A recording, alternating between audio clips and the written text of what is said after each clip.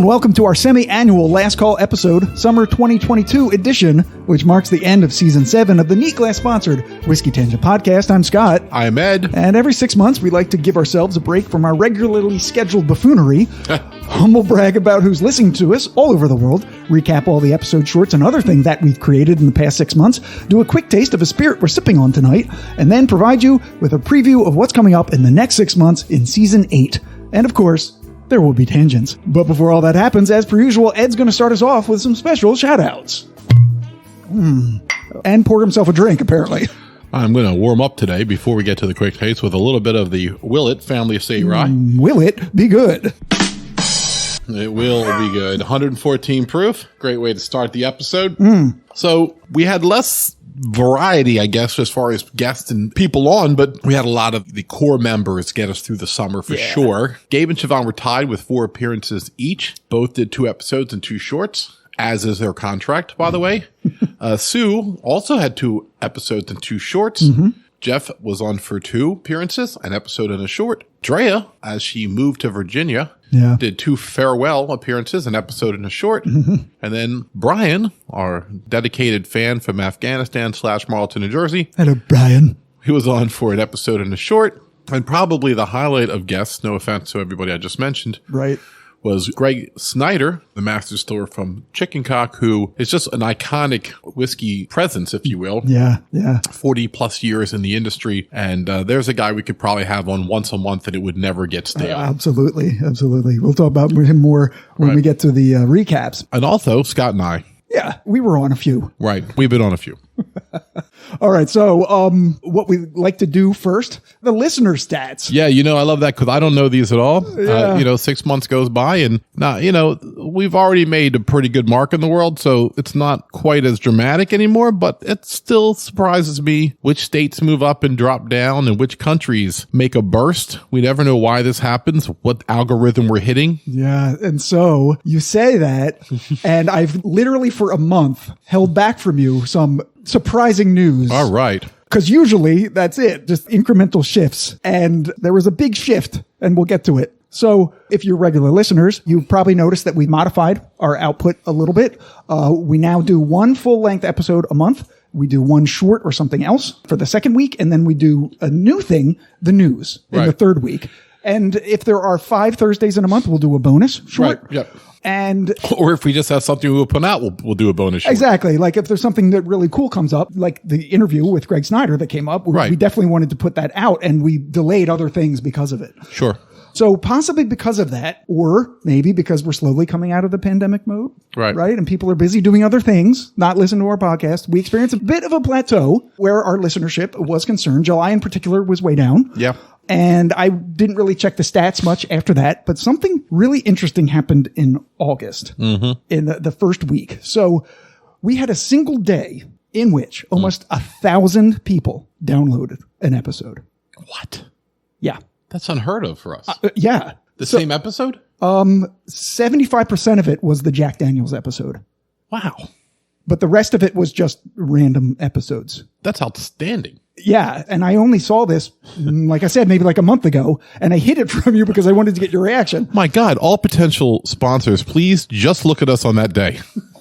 It was August 8th, 2022. We had the most spectacular day of our lives. So I'm not really sure what happened, because most of the listens came from Samsung podcasts. So like if you have an iPhone, you've had an Apple Podcasts app dedicated on your phone. For years. Samsung hasn't had that, but this year they did. And in May, Podbean, our host, put us on Samsung Podcasts. So we started getting trickle in, but for some reason on this particular day, and maybe because it's Jack Daniels, and for whatever reason, the episode sort of went viral for us. And it's a great episode for us to go viral. So I don't really know why it did it, but it did. It helped our summer stats, I'm sure. Absolutely helped our summer stats. So, and I would like to also say, which I didn't say on the Jack Daniels episode, that Austin from Ohio at least had some impetus for doing Tennessee whiskey / Jack Daniels. So thank you, Austin. So with all of that balancing us out, we have officially reached 25,000 downloads. That's pretty impressive. Total.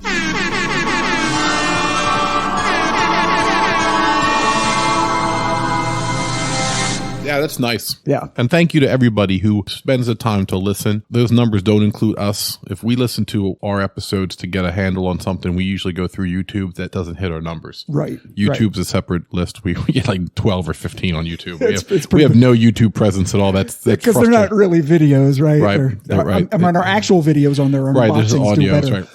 So there's another surprise in the countries, but I'm going to do the states first. Okay, so the states, we had the 50 plus DC for a while now. There wasn't much movement in the top 4, but below that there was. So I'm just going to go 1 to 10. Yeah, the top 4. Yeah, the top 4. Go ahead. Okay, go ahead. so Jersey, Yep. Pennsylvania. Right. Was it New York? No.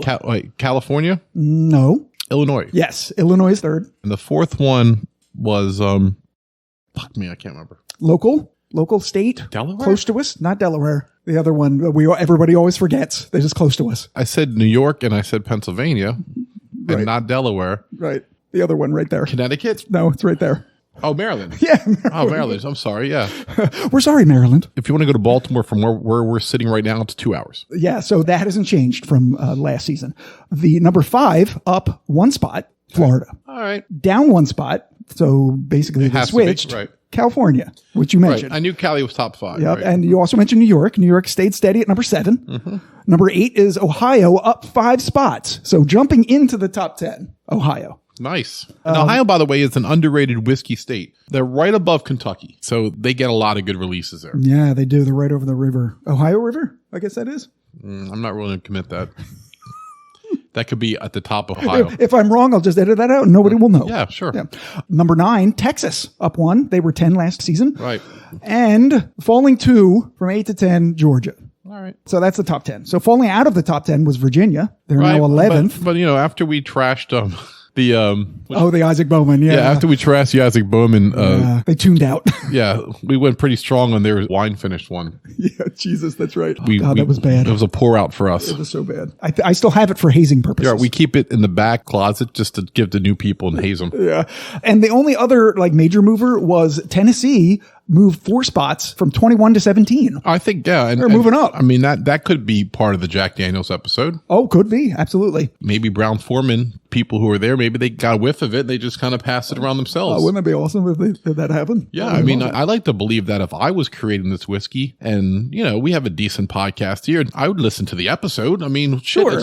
You spent all year making this whiskey. You want to hear what we think about it? Especially, we featured it. It wasn't just we mentioned it. We featured the whole damn episode. Yeah. It was all about the distiller and everything. And especially they might be curious since the episode was subtitled, well, there goes our Jack Daniels sponsorship. If you worked there, you'd be like, dude, you got to check this out. These fucking guys are shot out. We'll get to that when we do the recaps. I was a little extra. Yeah. Okay. We'll just say that. It was funny. I was trying to rein him in. So if I'm trying to rein Scott in, it's right. We're in the upside down. Right. All right. So here's the surprise, the country. So last time we had 60. Yeah. I elected to report 1. So apologies to Costa Rica. Okay. Ahead of time because I forgot you. Sorry. Yeah. That's first Costa Rican sighting. So we have 61. Well, before this season, we had 61. Now we have 89. Shut your mouth. What are you talking about? 28 new countries. In 6 months? Well, really just pretty much in August. I'm doing a great job of spreading this brand. I have to tell you. That you didn't even know about. I didn't realize it. Whenever we're not recording, what you don't know is I buy tickets and I fly to the corners of the globe and I just start giving out Whiskey Tangent cards to people.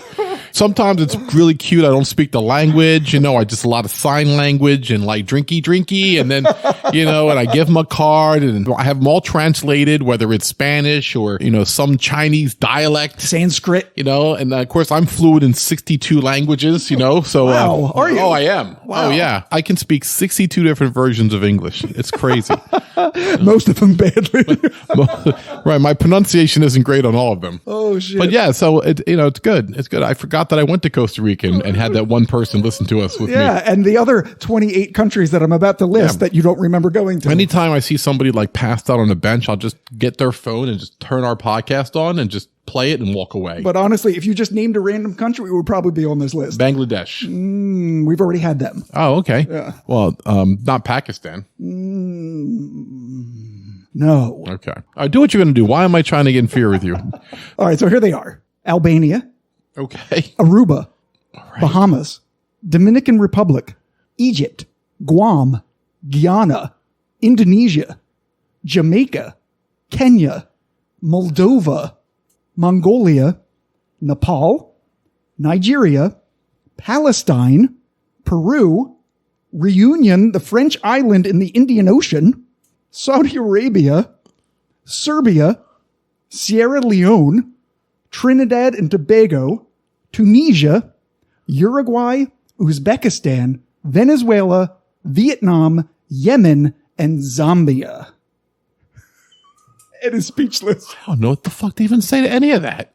And I would say 3/4 were more than just one download. I honestly don't know what to say to that. It's crazy. It's crazy. So the combination of maybe the Samsung app and Jack Daniels? Yes. Jesus. Let's do it next week when we do our third Jack Daniels episode in a row. Just Jack. Just Jack. Right, September's going to be just Jack. Oh, isn't that crazy? I love it though. All those countries. Wow. So 89 total we've been downloaded. I mean, we went up almost like 45% more countries in one season. It's insane. That's exciting, man. I needed that little pump up there. Right. Because I knew we were taking a dip this summer because we were kind of, our numbers were a little slowed up. We really did, because the last time we actually talked about the stats, it was the end of July, and I said, well, we kind of had a bad we July. had a production meeting like we do, and, we get the crew. It takes hundreds of people to get the podcast off, and we had to lay some people off, a couple of the key grips and the sound boom guys, and some guys from research and development, some R&D guys. They had they're basically just drinking whiskey drunk all the time anyway, so they were easy to cut. But I also have a feeling that maybe the stats from Samsung got loaded like all at once, like for the week ahead of that, because we put the episode out on like the 1st or the 2nd, and it was the 8th that like everybody listened to it. I don't think that was probably. I think it's probably plausible. the week. You're probably right. Yeah. So anyway, I'm gonna do the top 10. Let's see if you can do the top 4, because those are the same as last time. You should be able to do this. Yeah. Well, the United States. Yeah. Canada. Right. That makes easy. Then it gets weird now. Think about who just started. Yeah, I know. England. Yeah. United Kingdom. Yeah, the United Kingdom is 3rd. France. No. Spain. Close. Oh, Portugal. No, what I meant was Spain is close to 4th. All right, so wait a minute. You might not see it coming. Oh, the Germans. Really? The Germans. That's right. The Germans did jump up to 4th. Yeah, they're at 4th. That surprised me. But hey, listen, we definitely owe you guys, probably not going to happen till after the 1st of the year, but we owe you a German whiskey episode. Yeah. I've heard that they've been growing spectacularly the last decade. Brian, if you have any German whiskeys. So you mentioned Spain. Spain is 5th, up 1 from last year's 6th. They switched places with South Africa. Well, it's funny. We did a South African whiskey. You think that they would have jumped up, not slipped down. I know, right? Mexico, they are up 5 spots. They've jumped into the top 10 from 12th to 7th. 8th, down 1 spot, is Afghanistan. Once again, thank you, Brian. India is number 9. They've jumped up 2 spots. They're also in the top 10. Well, there's a billion of them I could get if I could grab them. Right. And down 2 spots, Thailand. That rounds out the top 10. Some of the big movers, Ireland has also dropped out of the top 10, which is sad. Especially we did a whole fucking Irish episode. God damn it, we do a whole Irish episode. Come on, Ireland. Fucking Christ. The fuck are you guys doing? Is that terrible? No. Okay. That's how I feel. 13th, dropping 4 places. Also dropping out of the top 10, Taiwan. I mean, with all the stress with China, you think they'd be drinking more whiskey there. They would, yeah. Up 4, you mentioned France, from 19th to 15th place. And you probably know the reason for this one. Honduras jumped 15 spots from 35 to 20. Thank you, Marty. Marty and family. Marty and Rachel probably listened to a couple episodes where they were down there. They got a little bit of space down there, and there is talks of the Whiskey Tangent podcast going on remote location to Honduras. And also jumping 15 spots from 33 to 48, Argentina. That's interesting to me. They're really far down there. Right, because I think it could be almost in Antarctica. Like, that's how far they're they could really be. far. Yeah. Yeah, we need somebody from Argentina to go to Antarctica. So we can, that'd be cool. If we ever go to Antarctica. Literally. If we ever go on an Antarctica cruise, we're going to definitely get a satellite phone so we can get a download. Oh, Oh, shit. All right. So that's, great news, actually, for us. Wasn't really as excited for these stats as I normally am. And, well, holy crap, August saving the day with a whole lot of interesting things going on. It really did. It was still a little bit less than last season. The Whiskey Madness always brings up our numbers and stuff. Yeah. And we've put out less episodes in the last 6 months. And, right. And so naturally the numbers will be down a little bit. I'm all right with that. Right. And that dovetails right into what I was going to talk about. The season 7 recaps. We did 18 podcasts total versus the 25 that we did in season 6. All right. Holy crap. That's 7 less. Even if you're average 150 an episode, right there, it's like 1,000, 1,200. Exactly. So there were several reasons why we could have been down. Right. One of them, it was the first season during which we didn't do a single full-length numbered episode on a bourbon or an American rye. Yeah. In the entire season. Right. So if people weren't into Irish whiskeys or Canadian whiskeys or South African, Australian, Welsh. That was it. The Welsh ones. Mm-hmm. So we did 6 full-length episodes. We did 7 shorts. We did 2 bonus shorts, and we did 3 news episodes. We don't have to go through the news episodes in this recap because they're not relevant anymore. Yeah, right. Exactly. If you want to listen to them, please do. They're still fun and informative. They're more informative than fun. Everything's fun with me. Don't listen to him. All right. So the first thing that we did in season 7 was the Starlight Carl T. Huber Double Oak Bourbon Quick Taste. Yeah. The thing that I remember most from that short was Ed mispronouncing Koval. This is quite good. I really like this. Yeah, it's a change of pace. I mean, let me be very clear how I say this. It wouldn't be an everyday for me. Yeah. It has a very unique flavor. It reminds me in the way I feel about the one that has the millet instead of rye, Corval. Oh, the Koval? Yeah, what did I say? You put an R in it. I said Corval. There's no R in it. Colville. Koval. Colville. I think it's Koval. I'll start again like I didn't say all that. I think the Corval. Koval. Right, just like that. Yep. You want to put an R in it. I don't know why. Koval. Koval? Koval? Oh, you did it. Fuck. And I'm sure you're going to listen to me mispronounce it right here. Yeah, I did it. Sorry, I did it. But oops, I did it again. Okay, so the first episode we did was episode 52, Irish Fest 2022. So much fun. Dingle, Slane, Powers, Glendalough, and Writer's Tears. This is when Dreyer got her jacket. Yep. Finally. So exciting. COVID delayed. Yeah, she deserved it, and I miss just seeing her around town, but she's also highly missed on the podcast. This was an hysterical episode because I usually go back and I listen to all the episodes just to see all the things because I want to see what I'm going to drop in. I could drop in like 6 different things on this episode. I'll pick 2 and drop them in. I'm sure there'll be a good 2. We were making fun of the 3 Swallows name. We then have one of the ones I'm really excited about, the Powers 3 Swallow, as opposed to kind of like the feminist version, Powers Never Swallow. Oh. And then the... Sounds like a terrible porn. Wow. It's actually called Powers 3 Spit.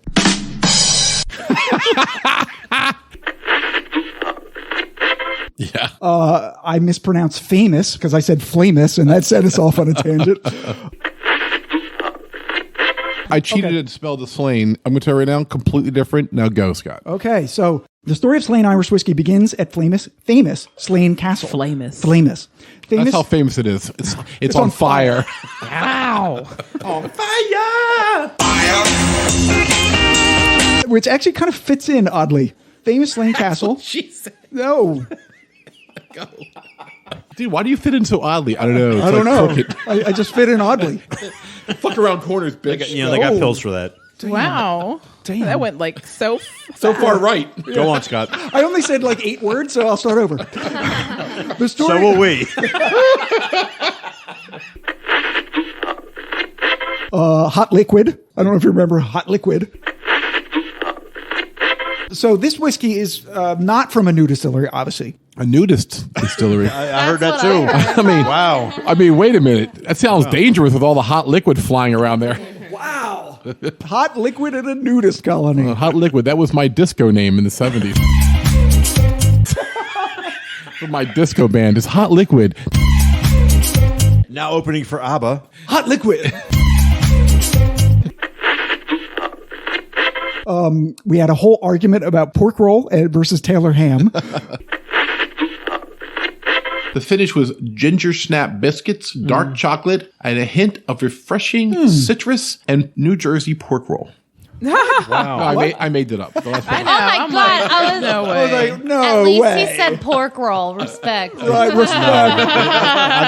I think it's more like Taylor ham. No, All right, fuck the I don't- Taylor ham. All right, Fuck Get it. out. Get out. Siobhan's going to disagree. Everybody knows that North Jersey is right all the time, so it's Taylor ham. So you guys It can. literally package says pork roll. You know what's funny is no one in North Jersey cares about anything people in South Jersey have to say. So in their crazy mind, it's just. But the package just says Taylor pork roll. There's no ham anywhere on the label. They've just made that up. So, like back in the day, it could have been Taylor Ham's ham. pork roll And or also, something. when you're thinking I of- have back in the day. Just Oh, do you? Okay. It says John Taylor's pork roll. Is that really back in the day, or is that just one of the bigger packs? Taylor ham. All or right, the so one in the- Siobhan saw my deception. Okay. You know, I don't just look at pictures. You know, I analyze. I swept it real quick so she couldn't get a look. He zoomed in so far, like don't look at the corners. He framed it just what he wanted Siobhan to see. Yeah. What about Canadian bacon? What? What is That's a whole other topic. Now that we're talking about meats in your mouth.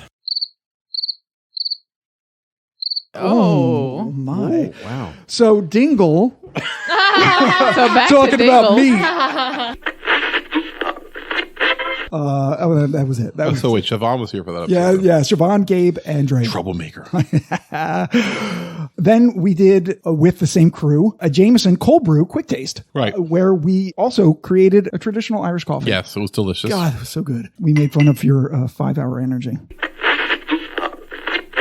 I drink so much coffee that I would have to drink a shit ton in order to get the shakes at all. 3 Plus, cups you in do the meth. morning. You do like this meth thing before you work out.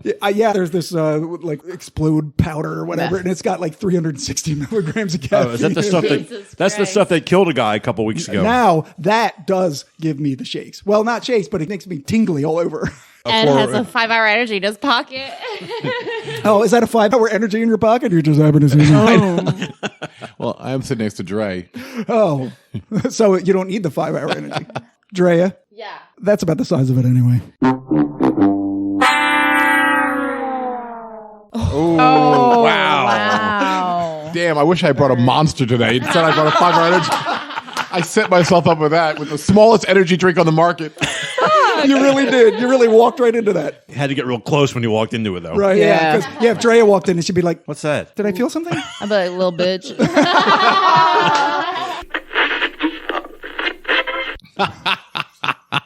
Well, if Siobhan would stop sitting on my lap, she wouldn't notice things like that. Oh. What did it say about Siobhan and me having makeup sex? And you're like, Oh, yeah. I forget what episode that and you're was like, on. yeah, true. And the fact that you just You made just it up. made it up. Yeah, this is made up It's sex. made up sex. So next one was a full-length episode that we did, the finally Canadian whiskey episode. Smell it again, Jeff. I just recoiled in disgust from the From the nose. Really, you don't like nose it? was nasty. Really? Maybe it's when Ed said asparagus. Maybe. You And I- started smelling asparagus in it. was- Asparagus pea. Yeah, the chambermaid's curse. Right. Smell it again, Jeff. Is it still off-putting to you? Smell it again, Jeff. It's a shop where you can bring in your things to be smelled again if you're not sure. Again, Jeff. If you think your milk is bad, you're not sure, bring it in. Jeff will smell it for you. Smell it again, Jeff. Oh, I got, wait, Route I'm going to 73. copyright that right now. Smellagainjeff.com. Cha-ching. Honey, is this milk bad? I'm not sure. Well, let me drive down to Smell It Again, Jeff. Smell It Again, Jeff, if you want a second opinion. Can I cook this chicken? Is this turkey lunch meat still good? Bring it in. I'll smell it. Smell it again, Jeff. If I don't like it, I'll smell it again. Bring it down. Smell it again, Jeff's right on White Horse Pike in Andalusia. Andalusia. Oh, my God. Oh, wow, I'm going to have a field day in editing. That's going to be amazing. Smell It Again, Jeff is one of the funniest things from the year, without a doubt.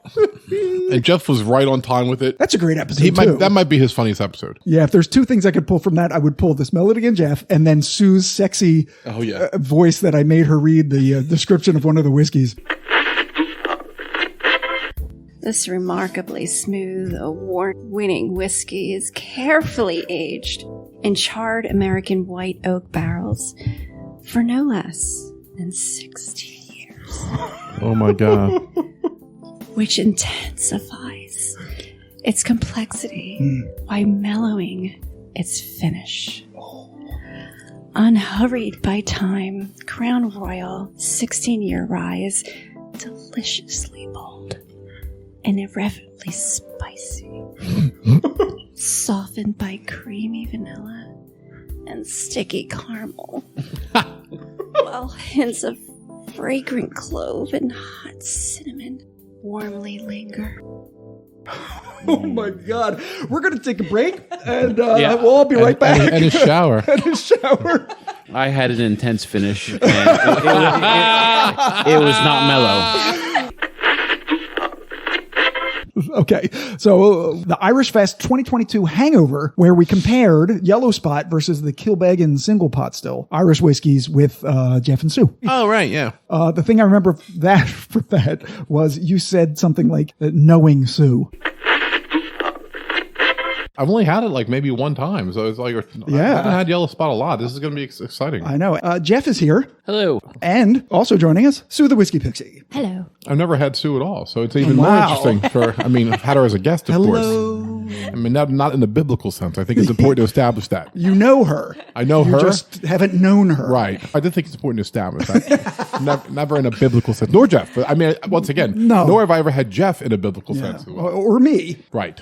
Even though it's always assumed for it's some always reason. assumed. Well, they do a podcast together, so of course they're fucking. Yes. So, episode 54, Other Whiskeys of the British Empire. Brian, who started listening to us in Afghanistan, as you guys know, brought us over 5 expressions of whiskey, 2 from Wales, 1 from England, 1 from South Africa, and 1 from Australia. It was an amazing episode. They all were highly drinkable and delicious. It would probably come third above the legend and the Baines, behind the Adnams and then the myth. But if you are a Scotch lover, I think you have to try this because Absolutely. Yeah. it's Scotch. Scott is such like an underground Scotch lover. It's like he's in denial. I mean, Denial. I'm a closet Scotch lover. Yeah, he wants to be a Scotch guy so bad. Like any Scotch that he can tolerate, he drinks. Like, look at me, I'm drinking Scotch. Takes a lot of selfies of him and then posts it all up on the Scotch Lovers website, which I don't follow, so I can't see them. It's false. Well, I wouldn't know. I wouldn't know because I don't follow it like you do. I feel like Scott does a whole TikTok on Scotch Lover behind my back. It's like ScotchLover. Yeah, Scotch with 2 T's. Right, Scotch Lover. I feel like Brian is a big Scotch guy. Because Brian, you just in conversations off the air, think you're as much of a Scotch lover, I think, as you are maybe bourbons or ryes. I'm more Scotch over bourbon. Okay. But rye over Scotch. I can't confine myself to like any one No, style. right. There's so much. And nor should you. Right. Hey, he's a one woman man. He doesn't have to be a one whiskey man too, right? I mean, Exactly. he's made the right choice on where to be monogamous. Right. And now he's going to go play the field in the spirits world. He's a whiskey whore. But I'm an omnivore. And I'm the whore. It came. There wasn't what you would think, like, that's strange. Yeah. But this is a time we wanted to address the fact that the Queen passed away. And we did 3 episodes in a row saluting the British Empire, Irish whiskeys, Canadian whiskeys, and of course, literally entitled the episode Whiskeys of the British Empire. Yeah. I respect her as the iconic historical figure she is. Politics aside, colonization aside, apologies aside. Aristocracy aside. Right. I mean, A lot aside. Whether she ruled a monarchy, a democracy, or a theocracy, we can debate that all day. We were talking also that King Charles is 74, but with both his parents living deep into the 90s, he could be king for 25 years, for God's sakes. Yeah. William should get comfortable. With your bald head.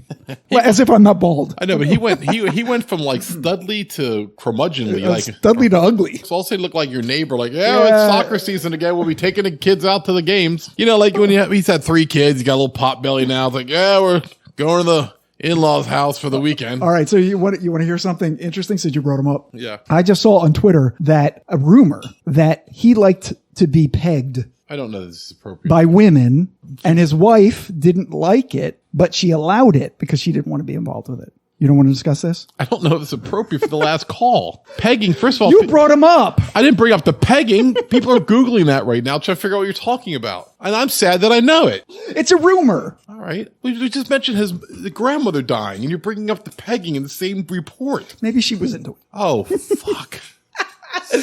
I know. I'm sorry. All right, we'll just move along. I'll let your editor's pen do it. I don't know what I'm going to do with that. I have no idea. It's a mess. All right, we do want to say that Scott was never in the room while the prince was pegged. He has no eyewitness Well, I don't. evidence that this was a thing. As our numbers in England and the British Commonwealth crash over the next 3 months. Oh, shit. I'm sorry. This is why we can't have nice things. Oh, Scott does it again. All right. Does it again, Scott. Does it again, Scott. All right. So the next thing we did was a quick taste of the Penelope Architect. Oh, that was so good. Yeah, with Brian. The top 10 Penelopes No. of all time. Oh, yeah, Penelope. I'm thinking of... I'm so dumb right now. Such an idiot. I need to focus. Well, the pegging just threw you off. I'm thinking like, no, what would that feel like? I'm kind of in my own head right now. I'm like, I've never had that myself. Oh, shit. So the Penelope Architect, that's correct, with Brian. I remember that now. The thing about that episode, I mean, Penelope Architect was delicious whiskey. Yeah. They're going to be putting out a new one soon. They're ridiculous lists of ranker from everything. That was the highlight of that episode. All right, so the top 5 Penelopes from ranker.com. Number 5, Penelope Keith. Who? She's 82 years old. And she's a dame. Dame Penelope Ann Constance Keith. To you, peasants. Okay. She's an English actress, active in all genres, including radio, stage, television, and film, and primarily known for her roles in the British sitcoms The Good Life and To the Manor Born. Oh, I saw a few episodes of The Good Life. Did you? I did. Oh, there you go. It was A Good Life. Interestingly, she's also number 38 on Ranker.com's top female celebrities who are 5'10". Wow. You made that up. No, they actually have a list of top female celebrities who are 5'10". They have a list for everything. I know, bro. but I don't see how she's famous enough to be on that, but okay. Well, she's 38. Yeah, I mean, there's not 37 other tall bitches that are more famous than her. Well, there are 37. Dick. After that, we had a bonus short where we did the single barrels of Evan Williams versus Elijah Craig. Two Men, Too Angry. Yes. Both were good. Yeah, they were. And they both are now limited. Just like fucking everything. Evan Williams single barrel, it's now restricted just to Kentucky. So I went out because this is what I do. Yeah. Right. Tell them what you did. So Scott goes, well, I guess I'll never drink it again. And I go, Oh, won't you? let me go buy as many fucking bottles as I can because I have like 5 or 6 bottles. And they're single barrel. So I grabbed. Yeah, because they're different vintages. And drive to an extra store. Yeah. Get another barrel. Drive to another store, which sounds like a good idea. But once I drink the one I like best, I'm like, damn, I should have bought 3 of these when I had the chance. But this is me. I'm doing better. I've done better. You're a grown-ass man. You can spend your money however you want to spend it. I tell people I don't live in a house where I need a chainsaw. Like, people go like, I got to buy a chainsaw this weekend. No one judges them. Chainsaws cost $200-$300. I buy $200-$300 of whiskey. I'm like, why don't I waste your money? Hey, please step up and kiss these nuts. Wow. I can buy as much whiskey as I want. Right. No one's shading you. Yeah. Have you seen my vintage car that I restored? No. No, of course not, because I don't have one. So instead of buying manifolds or whatever you buy for old cars. I have a new catalytic converter. No. No? Because I just buy vintage whiskey. And by vintage whiskey, anything that fits my closet and stays there for over a year. You have bespoke whiskeys, not bespoke suits. Correct. I assume, because I don't know what you mean. You're correct, sir. I don't know what a bespoke suit is. I mean, singularly handcrafted. Oh. Yeah. When I was the stockbroker, I remember the brokers that made money, which wasn't me, by the way, they would be in their office, and then all of a sudden you'd see that they would stand on this little box, and they'd have that jacket with the weird lines on it, the tailor jacket, and the tailors would be in there with them measuring them. And then they would come out and they would pick from these like bolts of fabric with different patterns for suits and silk and on. They would pick the ones they wanted, and then the guy would go off and they'd have the suits made $1,000 a piece. Wow. I'm in my JCPenney special, trying to keep my pants from falling down. Because you live in a van down by the river. That wasn't a bad joke. It wasn't it? No. I hear. You don't hear me chortling, do you? No, because you should be jolly. It's a holly, Your kind is jolly. Be jolly, damn it. It's a holly jolly Christmas. Oh, man. I know. I heard you whistling a Christmas song in the bathroom while you're peeing. I was. Psychopath. I am a psychopath. He's such a Christmas psycho. It's only September, and I'm whistling a Christmas carol. He knows while I the was fall's peeing. here. He's such a psycho. He knows the fall's here, and the Christmas is like 3 months away, so he's already like chim chimney, chim chimney, chim chimtery. It's like dancing. That's not a Christmas song. That's not what it was. Oh, it feels Christmassy to me. So the next episode that we did was episode 55, which was the bottled versus homemade cocktails for summer, horse butts, and monkey balls. It was a lot more fun than I expected. The bottled cocktails were better than I expected. I think the wait a better. minute. The Why bullet's doesn't better? anyone say anything about Ed going ahead of everybody? It's the second time. When would that be different? This time. You didn't even give us a chance. But I'm a fast drinker. I can tell you right now, it's delicious, ladies and gentlemen. You don't even have to drink it. Case closed. That's a good point. I apologize. I tell you, Scott will just rework it so I come in last. No, it's fun because now there's comedy. But but go back to it and tell us what you're smelling on it, everybody. I smell New Year's Eve.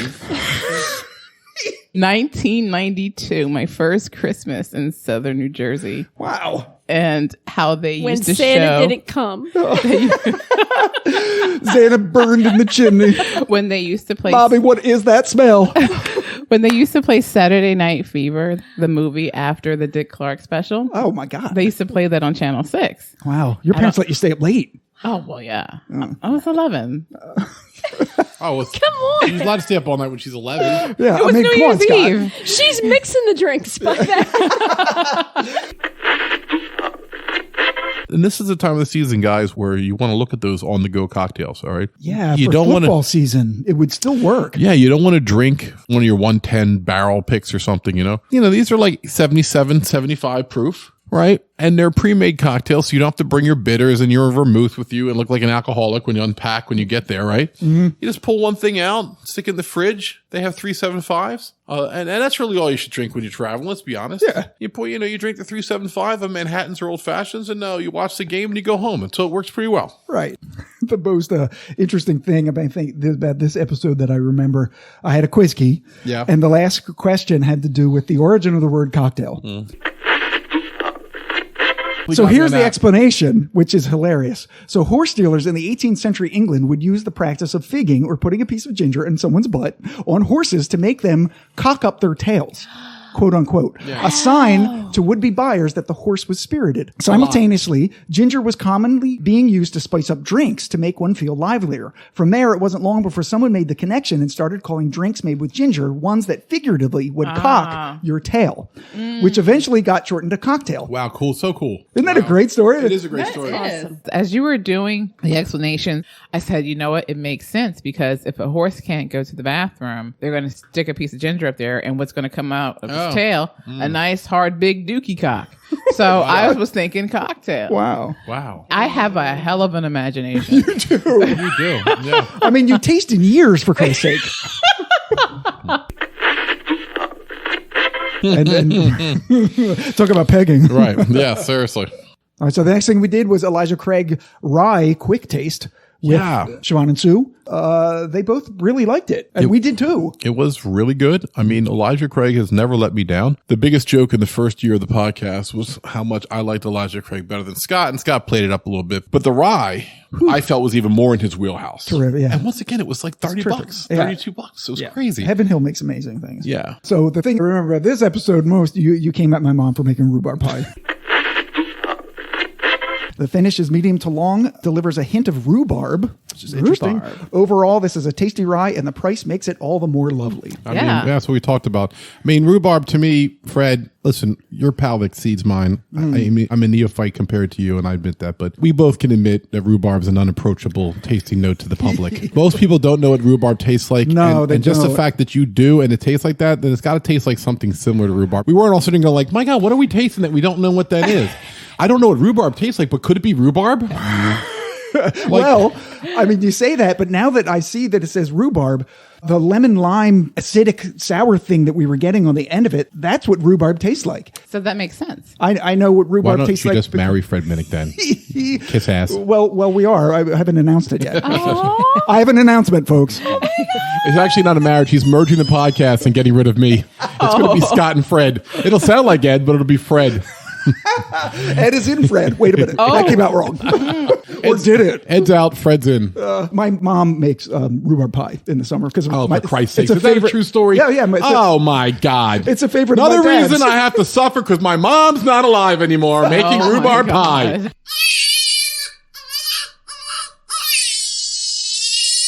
What is your mother from? The 1800s, for God's sakes? Oh, I didn't know your mom was a pioneer. I said she had scarlet fever. No. She No, could have. I said she had dysentery and died. Okay. God. Okay. So then after that, we did the Jack Daniels episode 56, the one that kind of went viral. The viral episode. Yeah, the bonded versus the triple mash. I want to do, before we start talking about it, there's a fact check. I said that Gentleman Jack was 90 proof and then speculated that that could be what Jack Daniels was before they lowered the proofs. It's 80 proof, and I got it wrong. But did it come out at 80? I'm so sorry. It might have come out at 86 when it first came out. Yeah, I don't know that. Okay. It's 80 now. I don't think the Gentleman Jack was ever 90. Yeah. But Jack Daniels was 90, though I have to tell you, I wasn't drinking when it was 90. When I started drinking, it was 86. Yeah. And they lowered to 80, and they haven't seen a dip. And listen, to their defense, if you got off a plane in Nepal and the airport had anything that looks like a bar, there's a bottle of Jack Daniels there. Yep. Jack Daniels is in every possible bar it can be in the world. You know damn right well, if you walk in a liquor store and they said they don't have Jack Daniels, your jaw will hit the floor. If you walk into any type of a normal bar and say, can I get a Jack and Coke? And they say, we don't have Jack. Ever? No, it's not really called for here. The cheese shop from Bonnie Python. Cheddar, it's the single most popular whiskey in the world. Oh, not around here. No, we don't get much call for around these parts. So Jack Daniels, they're the second biggest selling whiskey in America after Crown Royal. But we know what type of machine that Crown Royal has. Yeah. Jack Daniels has been number one. I think just recently Crown Royal overtook them. But still, they are the number one American whiskey in the entire world. The reason that Crown Royal took them over is because they really exploded with the flavored whiskeys. Vanilla, apple, peach, maple, of which Jack Daniels only answered really with the honey and the fire. And I don't blame them. They jumped into what they felt comfortable doing. They don't need a Jack Apple. Maybe there is a Jack Apple now. I don't know. We had never got to do the flavored whiskeys because the ladies weren't available for it for reasons that is their fault, not ours. So... You know, I think they do have an apple. They also have like a cider, and like they do have a lot of expressions that people don't really know a lot about. But the two expressions that we tried on that episode, the new ones, the bonded and the triple mash, were great. Oh yeah, but you can't compare them to the flavored. Well, no, that's what I mean. Yeah, that's what I'm saying. saying. So if it's a hot summer day and you got a bottle of Fireball in the freezer, I'll do a shot of it. It's refreshing and it kind of cleans my throat out, but it's not a whiskey. I mean, I'd rather do Goldschlager. If I've got to do cinnamon, I'll go old school on you. I remember my friend Jack got married and he had backdoor wedding. And backdoor wedding? No, that sounds like an anal thing.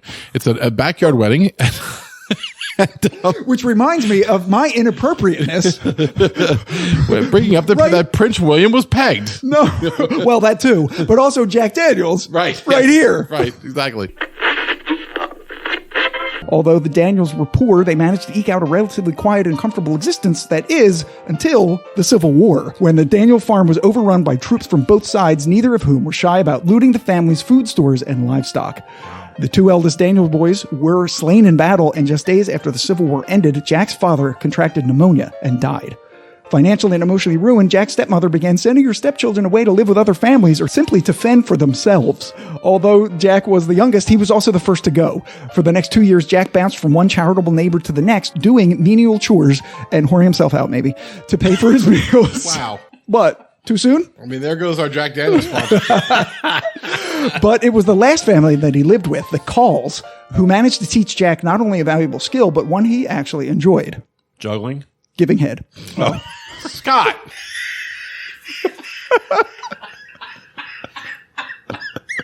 The Jack Daniels Company. Show some respect. I'm sorry. But anyway, on every table. Sorry, not sorry. Instead of having champagne for the toast, like everyone does, my friend had Goldschlager with shot glasses on every table. And we all toasted him with a shot of Goldschlager, which I remember to this day. And it was a very long time ago because I just thought, that's pretty cool. Yeah, if you guys don't know what Goldschlager is, it was a cinnamon liqueur. Yep. And it had little pieces of gold foil in it. Yeah. And you could swallow that. It's fine. Sure. The gold does not interact with the body. And you just poop it right out. Oh, yeah. Poop today, poop tomorrow. Wait. Gold today, gold tomorrow. All right, so the next one, chicken cock fry. Right, this is when we had Greg Snyder on from Chicken Cock. And, I've gushed over this guy a lot because, what you heard on the episode is probably a third of what he shared with us. because it would have been an hour and a half episode. He has so much information. Anybody who loves the whiskey industry, he's like your dream career. And, you know, you might not know his name, but everyone's name that you know knows him and he knows them. Absolutely. Like, we recorded about an hour and I had trouble just picking out the best bits of it to make it like a 17-minute interview. Don't even listen to us. Like, don't even listen to the whiskey. Yeah, if you don't want to. Also listen to it. But go to like minute 10 and listen to that, because if you are listening to this, or if you listen to the news, because more people have listened to the news than they've listened to that short. And I'm telling you, this is the most incredible interview that we, Ed and I, have ever done. Yeah. Or possibly even heard from the industry. Like, he knew everybody. He knew everything about every facet of the whiskey industry. He invented Russell Reserve. If you like Russell Reserve whiskey, he's the one that gave it to you, okay? Yeah. That's one little tidbit. You're never going to find anybody with a better background than Greg Snyder. It was incredible. We were incredibly lucky to have the opportunity to taste his whiskey and to talk to him. Yeah, it was delicious. I mean, and there's a lot that I was skeptical about. You know, it's an expensive bottle. It's like $200. It's not that old, like 4 to 5 years, right? Yeah. It's not that high proof. It's around 95, 96, but it's high enough. Everything tended to be just where you needed to be for us to say, wow, this is pretty good. A complimentary bit of rum sweetness added to it. And that's exactly what he was going for. And it was terrific whiskey. It's a little expensive for most people, but if you're into the brand, or if you're into rum finish rye, you should absolutely try to get yourself a bottle. Yeah. I mean, they don't come out a lot. There's only usually 1,200 bottles of release. So these are very rare, but the regular stuff is very drinkable too. So please give Chicken Cock whiskeys a chance. Yeah. We do a lot of nonsense on this podcast, but it was the most important whiskey, like industry related thing. Yeah. Street cred thing that we ever did. Like, I'm really proud of it. You know, no offense to everyone who's ever been on the podcast, we haven't had a lot of A-listers, you know? It's not like Fred No comes on twice a year, no, you know? I mean, we're small potatoes. Yeah, you know, it's not like we're you know, we're up to potatoes now. We're potatoes. That's right. We're regular sized potatoes. I'm going to find some way to have him on again within a year, because I need to talk to him again. Yeah, it was a lot of fun. All right, so the last full-length episode of season 7 was the episode 57, the wheat whiskeys. Wow, what a surprising episode. Yeah, so this is completely Billy from Benash's fault. I was in Benash, and I was buying some whiskeys. I bought the Kinsey wheat whiskey because I like Kinsey, and I'd never seen it before. And I said, oh, it's only $44, something I'm going to give it a try. And he goes, oh, yeah, well, you know, if you like that one, there's a one from the Brooklyn Distillery, 77. That's a special barrel pick that's 8 years old and uses malted wheat. And so I grabbed that. And then I don't know how I end up getting the Journeyman Corset Whips and Whiskey, right? That was also a barrel pick. Oh, that's one of theirs too. Probably right next to it. Right. He's like, oh, yeah, that's good. You should get that. And so I'm checking out, and he's like, you know, you got 3 wheat whiskeys. You should probably do an episode of them. I said, wait, not wheated bourbons or wheated rye? He goes, no, these are wheat whiskeys. Wheat's the number 1 grain. And I go, oh, shit, over 51% at least. I got in the car with the whiskeys. Scott had been like all about doing a Sagamore episode because we wanted to get back to them for a long time. I'm like, yeah, that's going to go on hold again. I'll tell you why, Scott. Because I just bought 3 wheat whiskeys. And he goes, all right, let's do wheat whiskey. So we picked up the Woodford Reserve wheat, and we tried the night before we recorded it. We were in a bar and we tried the Bernheim from Heaven Hill, their wheat whiskey. And we didn't like the finish on that. No. We thought, oh, this tastes good. No, it doesn't. And so then we started the episode with the Woodford. Same thing. Yeah. This tastes good. Wait, no, it doesn't. The finish is the same as the Bernheim. And I said to Scott, I said, man, if we have 3 more shitty whiskeys right now, I'm going to be pretty pissed off because I spent a pretty penny on whiskeys. And sure enough, we were wrong because the Kinsey was good, but the Corsets, Whips, and Whiskey was spectacular. That's what I've been drinking. Delicious and on sweet. This episode. And it's funny. fantastic. I'm almost done. Oh, somebody owes me for half a bottle of Corsets. You'll get an invoice. But anyway, then the Fred! No, I'm not speaking to Ed. Fred, you come here right now. Invoice, you bitch. And then the 77 was just one of the top 5 most unique whiskeys I've ever tasted.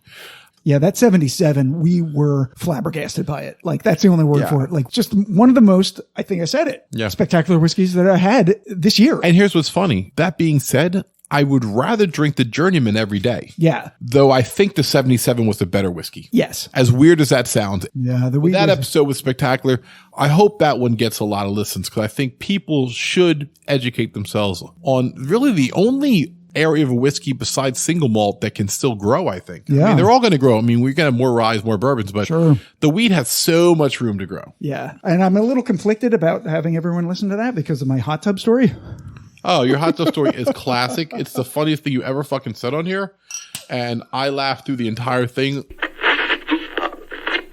Hours and hours go by and we're hammered. Oh my God. We're drinking so much beer. So eventually you drink enough. You got to go. You got to go. Yeah. But before I had to go, Pam's mom comes out and she's going to bed. She's like, your father and I are going to bed. And so, do you guys need anything or anything? No. We're like, no, thank you very much, blah, blah, blah. And she's standing there and she's talking to us. And I'm like, I got to go to the bathroom. So I grab the towel and I totally forget that I've taken off my pants. So I wrap the towel around my shoulders because it's cold. And I stand up and walk down the stairs right past Pam's mom's face.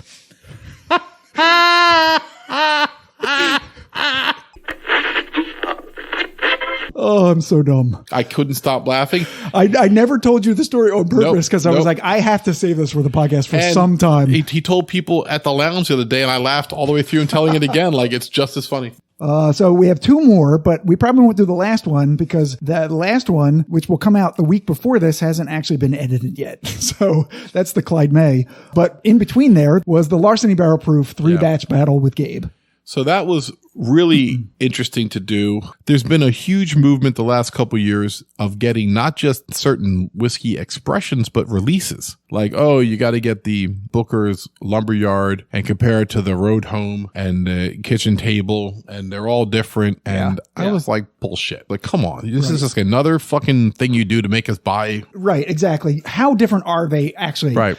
And you don't really get the opportunity to taste them side by side. Right, because they're hard to find. Yeah. And so I ended up having 3 of the Larceny Barrel Proof. I had the, give me the numbers. Oh, you had the A121. Right. You had the C921 Right. and the B522. And we tasted them, and we had enjoyed the A 121. by itself on a short because there was nothing to compare it to, because by itself, it's a nice whiskey. Yeah. Compared to the other two, it turned out to have a little bit of a sour finish. It suffered. And so I liked the C921. Yeah. But Scott and Gabe liked the B522.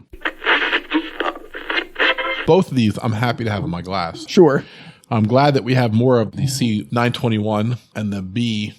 Oh, well, there's one bottle. Well, now we have none of it now. It's all gone. It's spilled under the floor. The B522. So we have actually the most of the one that you guys like the best. It's a shame when I take it home with me. So Bum, bum, ba-dum. but no, I was hoping to not do this to everybody and just say, just grab whatever bottle you find. It's all the same. It's not all the same. It's not. If you have the chance to get 2 or 3 instead of the first release that we have, yeah, there's a big difference, I think. Totally agreed. I thought the first one is odd, and I think people Sour. thought it was Yeah. odd when it came out. It's also a lower proof than the rest of them. Listen to the tasting notes. So we didn't do actually taste notes for B522. Brown sugar, cinnamon spice, graham cracker, maple syrup, black cherry, red hots, and a bit of leather. Yeah. Yeah, I can agree Little with all leather that. around Gabe's throat when I choke him out. Wow. Wow. Oh, that came out of nowhere. Damn. He's going to come out of nowhere. Hello. Come out of your ear. Damn. Jeez. And by the way, the B522 is delicious, but I'm sad to report that all 3 expressions are noticeably different. So if you like a particular brand, if you're a Booker's disciple, if you're a Knob Creek, Barrel Strength disciple, if you're a Smoke Wagon person, uncut, unfiltered, unfortunately, the different releases do matter. It is crazy because you think that the 3 that we did, they could have all been different whiskeys. They could have been named differently. They could have made up names for them Yeah. And bottled those expressions and made a lot of money off I mean, of they were the those. same whiskeys, though. They were the same mash bills, but different proofs, but they tasted legitimately different. Right. So what is the difference between just naming something an expression of the same whiskey and naming it a new whiskey? Right. No, that's good. That's a good question. And we're about to get into that actually right now, which is a Right. good segue into The Stellum Fibonacci blend. Let's call QuickTaste. My birthday present from Ed. Thank you very much. Yep. All right, so this limited release blend of straight rye whiskeys, distilled and aged in Indiana, Kentucky, and Tennessee, blended and bottled at cask strength, celebrates the Fibonacci sequence, a series of numbers used in mathematics and echoed in nature. Each the sum of the two previous numbers. 6 separate rye whiskeys were volumetrically combined in accordance with the Fibonacci sequence. And like everything from the swirls of flower petals and nautilus shells to the structure of hurricanes and spiral galaxies, this blend is both balanced and beautiful. So I reached out to Stellum because we reported this on our July news that this was coming out. And I speculated that the barrels were blended in a particular way. And I described that, and they reported that I had it right. Oh, nice. So but I liked their description better. So say you have 6 ryes, which they did. Mm-hmm. If they were lettered A, B, C, D, E, and F, right. A had 1 part, B had 1 part, C had 2 parts, because 1 and 1 is 2. Yep.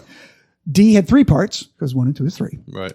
E had 5 parts, and F had 8 parts. So that's how they were blended according to the Fibonacci sequence. Just Google it. You'll find out what that sequence is. And then listen to a lot of rallies from Tool with the information that tells you how that fits in. It's pretty amazing. Yeah, because he does his lyrics right by the Fibonacci sequence. It's just, God, they're brilliant. Right? Absolutely. All right. So the stats are, this is a blended rye. Its proof is 115.12, which is what they do. Standard by barrel, yeah. Yeah. The mash bill is not disclosed. The age is no age statement. The mash bill would be so hard with 6 different ryes. Yeah. However, they did say that these are all MGP. Yeah. I mean, if you don't know that we worship MGP in the whiskey world, I mean, your whiskey world would not be the same without MGP. They keep all of us afloat in good whiskey. And there's a ton of whiskeys that you're drinking right now. You have no idea that at least part of it is MGP whiskey. MGP is an unstoppable force, and yet for good. Yeah, and Barrel, who we respect a lot and makes amazing blends, they chose to take 6 different rye whiskeys from MGP to make this blend. Yep. And trust me, that meeting would be fun to sit in at. It would be. Because that dealt with rickhouse location and mash bills and all types of shit. And which of the ryes do we do 8 parts? Yes, which do we do just 1? That took a lot of tasting. Yeah, I could imagine. Yeah, that's where you need a master taster at. Right. That's a position, by the way, if you don't know that you could be a master taster. Yeah. I didn't know that until recently. I knew there was master distiller, master blender. And there's master baiter. Oh, I'm sure. Everybody freelances in that, don't they? Everybody has that at the bottom of their LinkedIn page. Oh, shit. Yeah, skills. Their last skill. Master baiter. Yep, I worked on it twice today. Oh, my God. It's a Saturday. What do you want me to do? I had a lot of time on my hands. All right, so let's talk about the Stellum Fibonacci. Oh, my God. This was $99. Yeah, and that is the MSRP. And I was going to ask you, but I didn't want to ask you because it was a birthday present. Yeah, but it's not like I mean, I knew it was around 100. Yeah. But, yeah. I mean, first of all, you treat people on your birthday. And like, this was one that I knew he'd want to try because he's a rye guy. It's 6 ryes. It's the Fibonacci blend, which speaks towards Tool's Lateralis. And I'm a math nerd. And once again, no shock, this was picked for me by Billy from Benash. Jesus. And I thank Billy for helping me with this. So let's smell it. What do you get? We have this in our neat glasses. It's been sitting for a while with the cap on. We swirled it. It's not very rye forward for a rye. It's not. You know what I get? Honestly, cigars. Not burnt cigars. Fresh cigars. Oh, like a box of fresh cigars. Like a box of fresh cigars. You open the box and you get that amazing vegetal. Yeah, no, of course. Earthy. Yeah, I used to. Sweetness. I haven't smoked cigarettes in a long time, but when I used to smoke Marlboro Lights, you crack that fresh pack and you smell it. It's got that really good smell. It's like sweet tobacco. Yeah, I was not a smoker, but I had friends who were smokers and I was like, oh, you're opening a fresh pack? Oh, let me smell that fresh pack. I smelled pear. Okay. Yeah, because it's very hard to identify. It is a light fruit scent. Yeah. And I was trying to go there, and then I capped it, swirled it, and opened it again. And was like, oh, shit, that smells like a cigar. I'll tell you, this doesn't smell like a rye to me. It does smell like a bourbon. It doesn't. It's really weird smelling. If you gave this to me and said, smell this, what kind of whiskey do you think it is? I would never have guessed rye. That's the last thing I would have guessed. It smells more like a bourbon than a rye for sure, but there's no bourbon in it. Yeah, I might say wheat. Actually, it's delicious. I get some smell. bubble gum. Absolutely bubble gum. I get some vanilla shortbread, like a little breadiness to it. Like I said, the pear, the sweet fruits. I got the herbaceous notes that you said is tobacco. Yeah. I can see that, but I'm getting a very sweet nose on this. Yeah, very subtle on the nose. All right, let's take a taste. Yeah. Wow. It's hot, smooth. But what's weird about this is it's initially hot and then it finishes smooth, which is really a strange thing. That is weird. Normally, you taste the sweetness and you swallow and you get that Kentucky hug through your chest, that burn. Not with this one. The swallow was nothing, but as soon as it hit my tongue, it was like fully present, if that makes sense. Oh my God, this is different. I'm not sure if I've tasted a rye like this before. I'm tasting some what I smell. The vanilla shortbread is forward now, and so is the pear. I'm tasting some tobacco. Yep. Like I got on the nose. On the finish, I'm getting your herbaceous notes on my finish. Mm-hmm. I'm going to put it on some ice. I already have it on ice for the last 5 minutes, so I'm going to see what it tastes like now, see if it opens up. It's really strong. Don't put too much water in. No, okay. Because I feel like the ice melted. I feel like I lost a little bit on it. All right. I'm going to take one sip. I'm getting like a honey sweetness and then then a clove. Ooh, let me try that. Because it, like you said, it transitions really fast. Like a supreme alcohol sweetness and then a smooth spiciness. On the water, clove comes out a lot more. Does it? Okay. A lot more. Okay. Let me see that. It's like all in my mouth right now is clove. Really? Yeah. Oh, yeah. So with the water on it, I am getting more rye spice. Like I can taste that now that it's a rye. Yeah. Whereas before it was like, I'm not really sure. That might be what I taste with the, when I was saying the clove. Maybe they're combining the clove and the rye together. Yeah. I mean, this is a fascinating, delicious whiskey. Yeah. Like, it's worth $100 and I knew it would be, but it's so funny. Barrel invented Stellum to make a $50 whiskey and then they just can't fucking help themselves. Why is this not a barrel expression?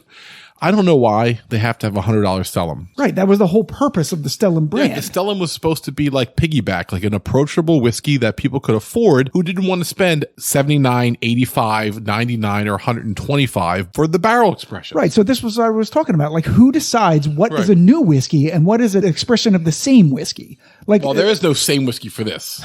well, right. There isn't. There's 6 ryes in there in different parts. Yeah. All right. So the difference between like an Elijah Craig rye and this, Elijah Craig rye is like $35 and it's one rye and it's good and you drink it and make a fucking old fashioned with it and do what you want.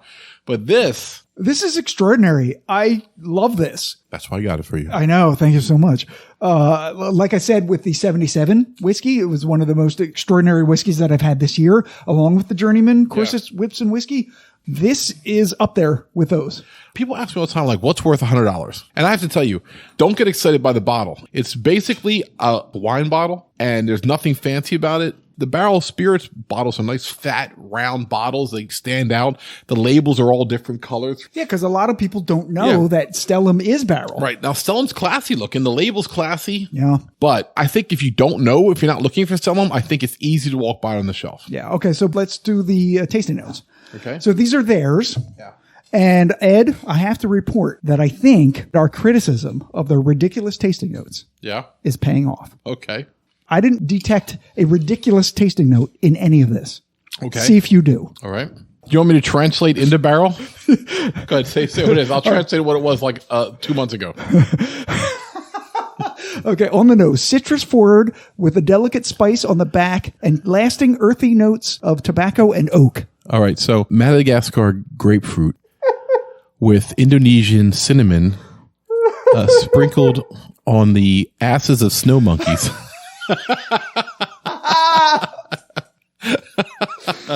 All right, read it for Ron. Let me That's it. That was the I would nose. say it again. I wasn't paying attention because I was trying to mock it. All right, citrus forward Okay. with a delicate spice on the back and lasting earthy notes of tobacco and oak. Yeah. Now, Like I said. they said citrus. I said pear. I mean, I don't get a lot of citrus on I this. don't either. But let me try it again. Let's see if we can smell some citrus. I mean, once they tell me, I feel like I'm like a bitch. I'm like, yeah, I smell it. No, I mean, I don't think it's citrus forward at all. So the palate is honey and lemon, again with the lemon. But honey, I said honey. Yeah, you did. Hit the tongue with a slight earthiness, reminiscent of black tea. That's interesting. Oh, I can see that kind Yes. of. Yeah, that might be what I wasn't thinking. Yeah, that's a good one. Brown butter and molasses come forward, revealing the softer side of the whiskey, followed by clove and brown sugar. All right. A touch of cinnamon apples and chocolate come through before revealing the charred oak tannins. That's the palate. All very good. On the finish, a long finish that touches each part of the palate. Savory and sweet. The lemon and honey are a delicate sweet base layer to the rich clove, ginger, and tobacco spice forefront. The oak shows through on the finish, highlighting that there is some finely aged whiskey in the blend they have with 3 drops of water. More charred oak on the nose with a delectable sweet cinnamon on the palate. Clove and ginger become more present with the addition of burnt orange peel. Okay. But the rich dessert notes of brown butter and caramel are a bit more subtle. I I mean, mean, I definitely get burnt orange on the finish now that I really focus on it. But burnt orange. Okay, let me get yeah, check for the burnt on the orange. finish on the way out. Yep. Mhm. I mean, Because you were thinking hot, like sweet citrus, but it's not sweet citrus. It's kind of like a muted. like I said, this is terrific. I'm blown away by this. only whiskey. get you the best. Okay. So again, Hey, you finish the podcast. I'm drunk. Stellum! Since it came out, the Stellum has been spectacular, the rye and the bourbon. And what's funny is when they first came out, the rye got all the accolades, but I like the bourbon better, shockingly. But this is one of the best $100 whiskeys I ever bought. Is it the best rye you ever had? Rye not finished in anything, just unadulterated. Well, I mean, it is adulterated. There's 6 different ryes in Well, here. it's blended. Okay. Yes. Maybe one of the Boss Hogs. I'm putting it up there with every other. That's why I asked you. Well, this is what we talk about. So you want to spend $500 on Boss Hog, or you want to get 5 of these?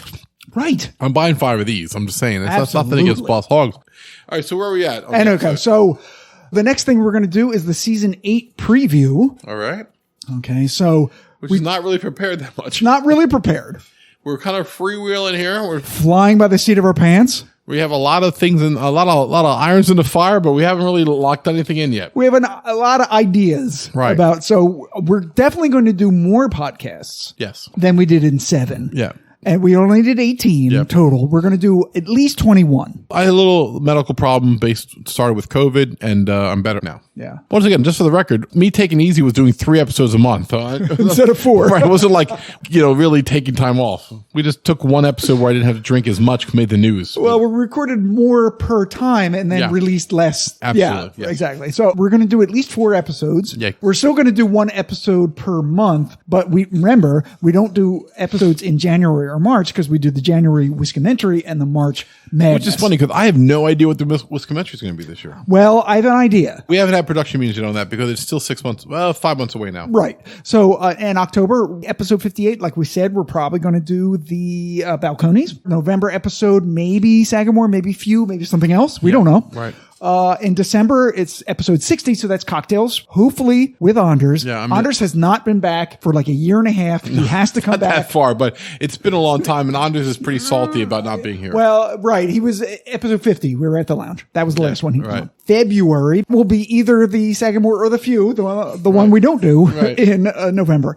5 shorts. We're going to do Make Your Own Angel's Envy Rye because I just decanted it. We'll do various quick taste, one of which might be Metallica's Rye the Lightning. So if we have Gabe and Siobhan back on and do like a metal revisit, Right, where Ozzy wins this time.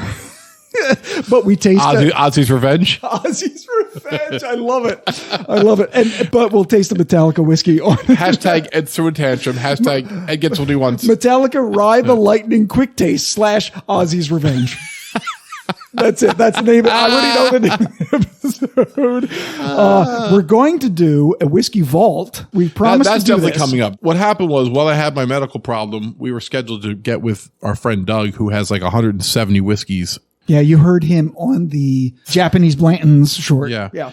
And it was going to be called It's All Doug's Vault. And I had to cancel it. I think we'll probably record that next month. Yeah. And it'll be in the place of one of the shorts. Yeah. So then the Whiskomentary. So the one I'm thinking about doing, and see if you like this, in January, the whiskey competition circuit and the whole thing about like, are these legit? Do they cause secondary market problems? The tastings and all those competitions. Right. That's interesting. Yeah. Yeah, Okay. yeah. Like the San Francisco World Spirits Competition. Like, why is that so prestigious? How do people sign up for that? Because you have to pay to actually get into that. Seth told us that, remember? He told us how expensive it was. Seth from Broken Barrel. Yeah. And then the fact that our sponsor does glasses, the glassware that they use, And the politics, by the way, because he lost one of his big competitions. and how much you taste per flight and how it deadens your palate. So if you're a first whiskey in that thing, you can do better than if you're like the 6th one. Right. We will do whiskey news every month.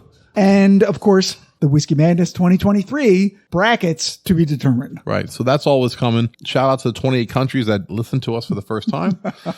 Thank you, everyone who's supporting us. I know there's people who listen to us every single week that I don't know. Would you please hit us up on whiskeytangent@gmail.com and say hi to us? We'd love to know who you are. Yeah. If you're a longtime listener, we want to know your name. We want to give you a shout out. We want to talk to you. Social media, Yeah. the most we're active on is Whiskey Tangent Podcast on Instagram. Or hit us on our LinkedIn. We'd love to hear from you. Especially if you're a distillery or a brand ambassador. We're super important now, so you should probably get to know us. We're not.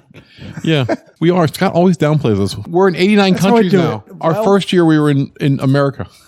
Yeah. So, I don't know. I think we're done. I think we're done. Like, super drunk. Ed. I'm about to eat a turkey hoagie. I don't Okay. know what you're going to do. All right. Take us out. So, again, thank you everyone who's been supporting us. I'm excited about the rest of this year and all of next year. Hey, come along for the ride. We really work hard to give you guys great information, and hopefully we make it fun along the way. And we love you guys. So, for the Whiskey Tangent Podcast, I'm Ed. I'm Scott. Cheers, everybody. Later.